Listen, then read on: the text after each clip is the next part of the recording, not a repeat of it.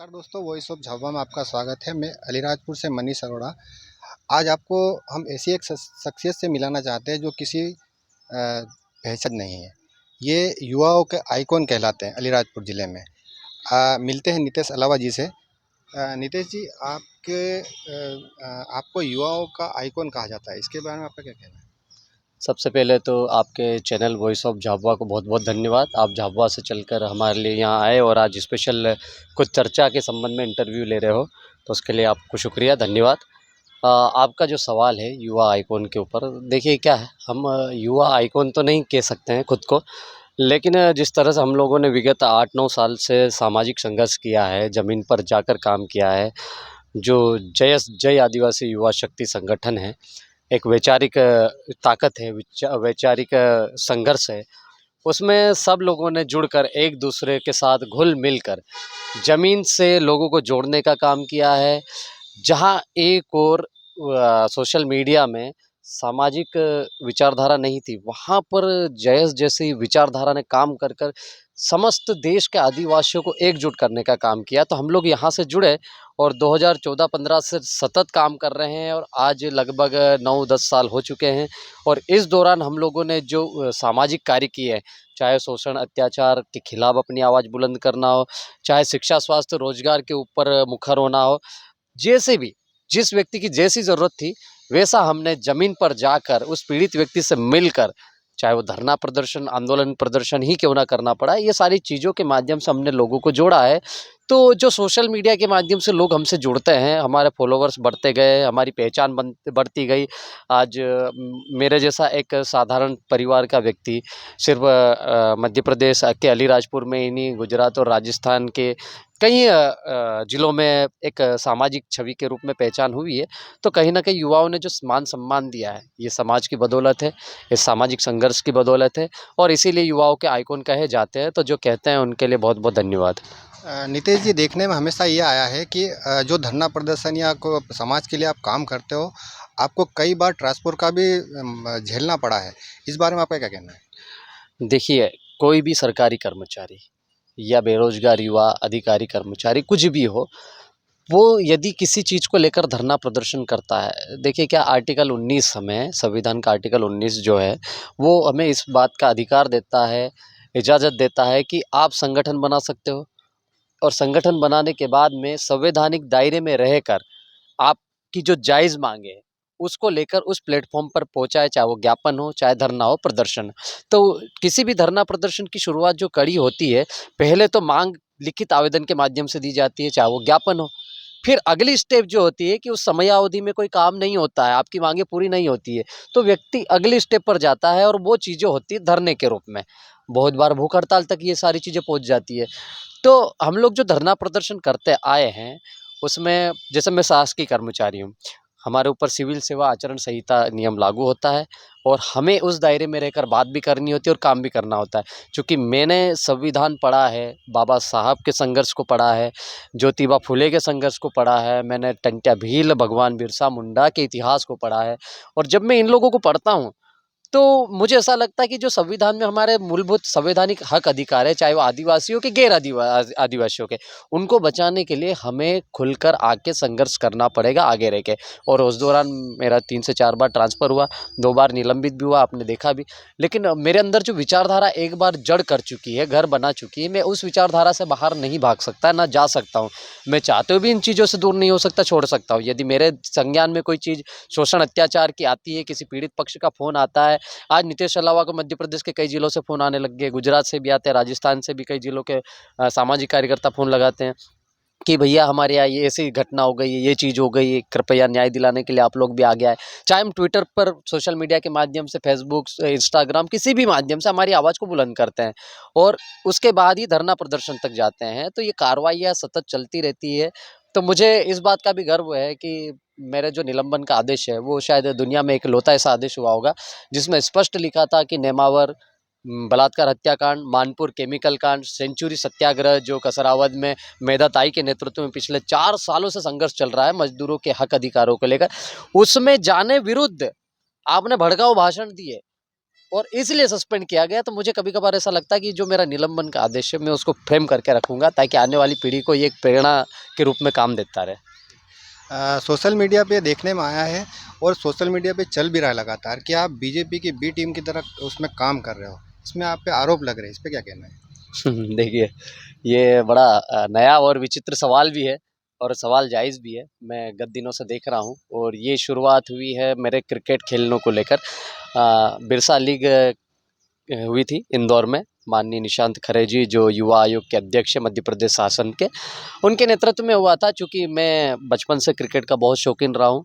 अपने धार, झाबुआ, अलीराजपुर, खरगोन, बड़वानी के कई युवा हमसे जुड़े हुए हैं और हम लोग जिले स्तर के जितने भी क्रिकेट टूर्नामेंट होते हैं, यहाँ तक कि झाबुआ और बड़वानी, धार में भी हमारी टीम जाती है। JS 11 में 2015 से चला रहा हूँ, जो हमारी क्रिकेट टीम है और उन लोगों को हम समय-समय पर हमारी तरफ से जो सहायता उपलब्ध होती है, वो करवाते भी हैं, खेल को प्रोत्साहन को लेकर।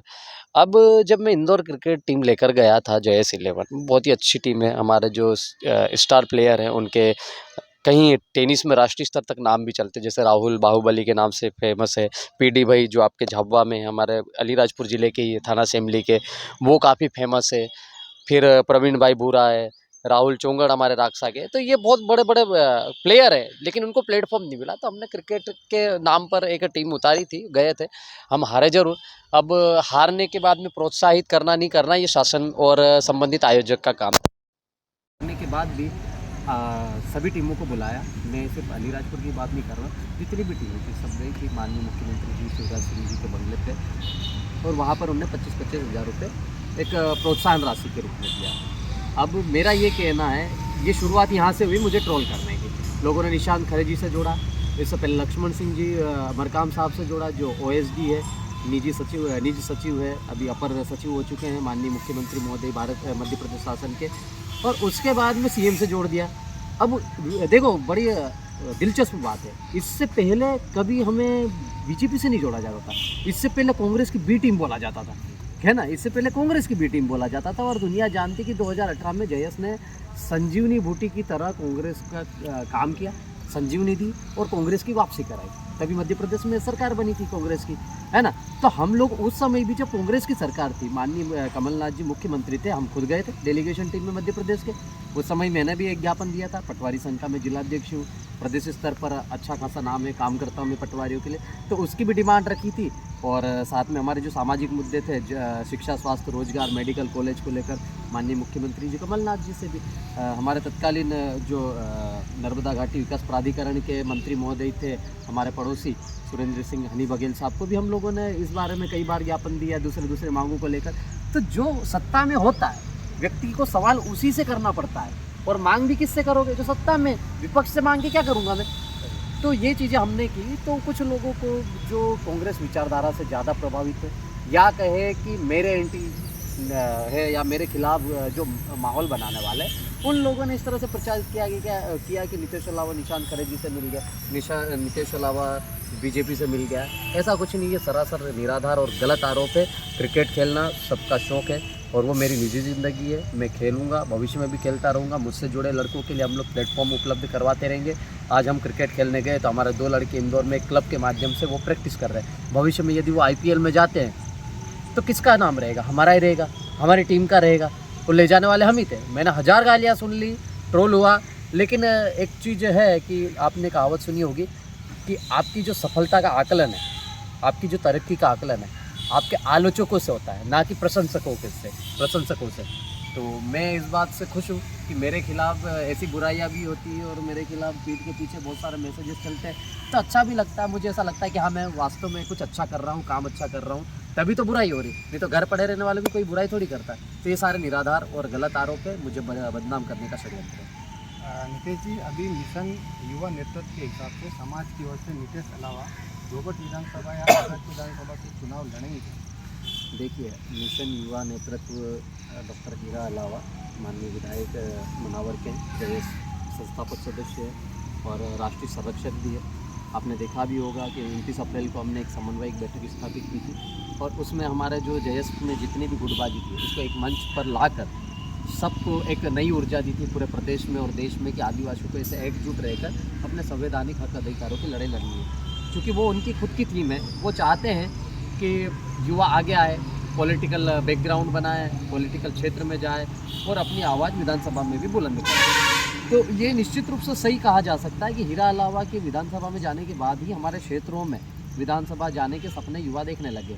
मेरी तरफ से हालांकि ऐसा कोई स्टेटमेंट नहीं गया, लेकिन मेरा जो सबसे पहला निलंबन हुआ था जोगट में 2021 में, तो तब तक तो मेरे मन में ऐसी कोई विचारधारा थी नहीं, पॉलिटिकल अपन सोचते भी नहीं, ना अभी भी सोच भी नहीं रहा हूँ। लेकिन उस समय पब्लिक डिमांड, आम जनता जब कहने लग जाती कि आपकी जगह अभी आनी, आपको वहाँ जाना है, आपको संविधान को बचाने के लिए लड़ना है, आपको आपके समाज के जल जंगल ज़मीन को बचाने के लिए लड़ना है, आपको पर्यावरण भी बचाना है, आपको आपका क्षेत्र भी बचाना है, और वहाँ की मूलभूत सुविधाएं हैं, शिक्षा, स्वास्थ्य, रोजगार, उसके लिए वहाँ सदन में बात रखना है, जो अभी तक आज़ादी के बाद से नहीं रखी गई है। तो वैसी जगह मुझे भेजने के लिए लोगों ने प्रयास किया। उस समय मुझे हम लोगों ने बोला तो मैंने हाँ भी बोला था, लेकिन टेक्निकल समस्या आप सबने देखी कि विभागीय जाँच हो गई थी, तो विभागीय जांच में कोई सा भी अधिकारी कर्मचारी चुनाव नहीं लड़ सकता, तो इसलिए मैं उस समय फॉर्म नहीं भर पाया। और ये मसला पहली बार नहीं हुआ, पिछली बार 2018 में हमारे सीओ डिंडोर साहब है, इनको भी रतलाम ग्रामीण से टिकट फाइनल हुआ था, लेकिन विभागीय जांच और अभी विभागीय जांच के चलते उनका